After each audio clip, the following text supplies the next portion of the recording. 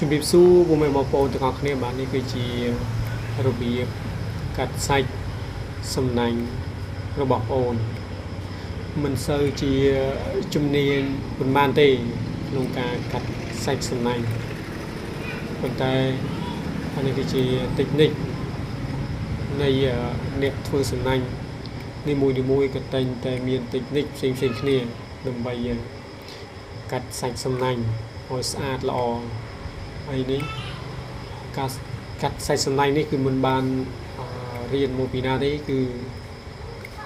រៀនសង្កេតមើលដោយខ្លួនឯង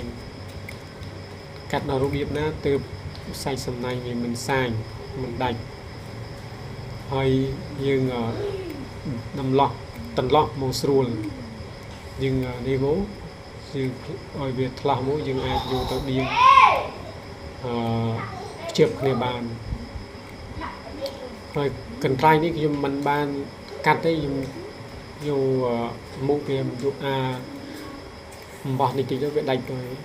អញឯងវាស្រួលជាងយើងកាត់ហើយលឿនកាត់យើងអាចនឹងជើងដៃខ្លះហើយនេះគឺជាសាច់សំណាញ់ក្រឡា3ហ៊ុនអំបោះលេខ3និយាយរួមទៅអំបោះលេខ3យើងយក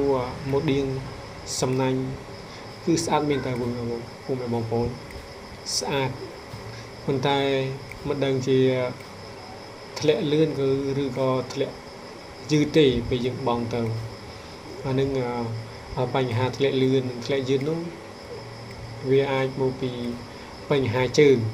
មកស្អីជើងសំណាញ់យើងធំហើយធ្ងន់សំណាញ់ត្រឹម4-10ហាត់នេះយើងអាចដាក់ជើង7គីឡូអីជាងហើយជាស្អាតយើងបង់បែកស្រួលហើយវាត្រូវនឹងសាច់សំណាញ់យើងដែរមកស្អីយើងដាក់ស្រាលពេកសំណាញ់យើងអាចនឹង